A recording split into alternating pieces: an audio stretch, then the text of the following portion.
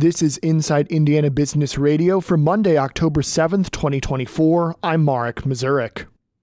A Bloomington-based automated construction and design company has closed on a pre-seed round of funding that its CEO says will help the company prove the viability of its technology. Terran Robotics has developed a platform that uses artificial intelligence-powered robots to construct Adobe-style homes with earthly materials that are designed to be energy efficient, environmentally friendly, and more affordable.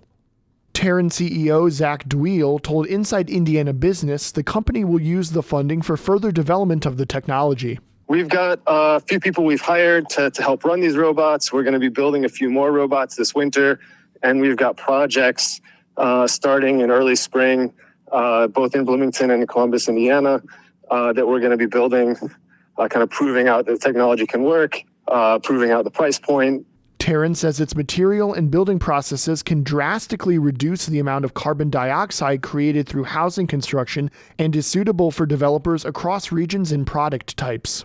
Dweil said others have tried a similar kind of automated construction, but the expense has often led those efforts to dwindle, largely because of the materials. Terran Robotics did not disclose a specific dollar figure on the recent round of funding. A Hamilton County jury has awarded a Carmel physician over $2 million after finding that Ascension St. Vincent Medical Group had improperly fired him.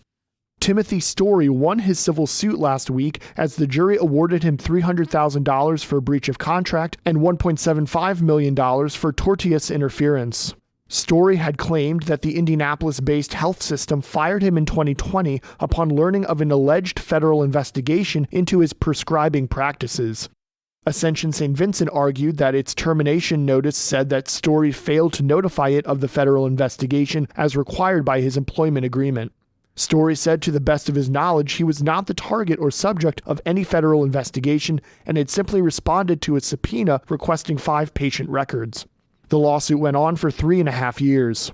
From the number one source for Indiana business news, this is Inside Indiana Business Radio. Indiana, your bold future starts here. IBJ Media, Inside Indiana Business, and the Indiana Economic Development Corporation invite you to the Engage Indiana series, presented by CareSource, Indiana University, and Old National Bank. With an unrelenting focus on growing Indiana's economy, our Engage Indiana events take place in every region of the state. Discover when we'll be in your area at ibj.com/engage. Indianapolis-based TechPoint and the Indiana Center for Emerging Technologies in Evansville are among the 44 Stage 2 winners of the 2024 Growth Accelerator Fund competition from the U.S. Small Business Administration. TechPoint is the growth initiative for Indiana's tech sector. The organization received $100,000 in the contest for its plans to launch an artificial intelligence network for Indiana-based companies. The Indiana Center for Emerging Technologies also received a $50,000 Stage 2 award. The center launched in August as a partnership between the Circular Venture Lab and the University of Evansville. It supports high-tech startups and high-skilled tech job creation in the Evansville area by researching and evaluating market potential of emerging technologies. And 4 small towns in Indiana are getting funds to plan out future developments. That's thanks to $280,000 from the Community Development Block Grant Program, which is being distributed by the Indiana Office of Community and Rural Affairs. Okra says the planning grants this cycle were given to towns focusing on revitalizing their downtown areas and improving their water utility systems. The towns getting funding are Middletown, Winnemac, Napoleon, and Wingate. The funding for Okra's planning programs comes from the U.S. Department of Housing and Urban Development. The Mennonite Historical Library at Goshen College has named a new head librarian to lead one of the world's most comprehensive collections related to Anabaptist and Mennonite history. Eric Bradley, who is a research and institution librarian at Goshen College for more than a decade, assumed that role on September 30th, the college said in a release.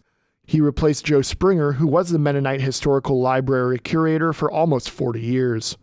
The Mennonite Historical Library is considered one of the world's most comprehensive collections of resources on Anabaptists, Mennonites, and related groups. Rolls-Holman Institute of Technology President Robert Coons is this week's guest on the Business and Beyond podcast hosted by Gary Dick, presented by PNC. A weekly conversation with high-profile Hoosiers in business, sports, entertainment, and beyond. Available now from your favorite podcast provider. I'm Mark Mazurek for Inside Indiana Business Radio On Demand.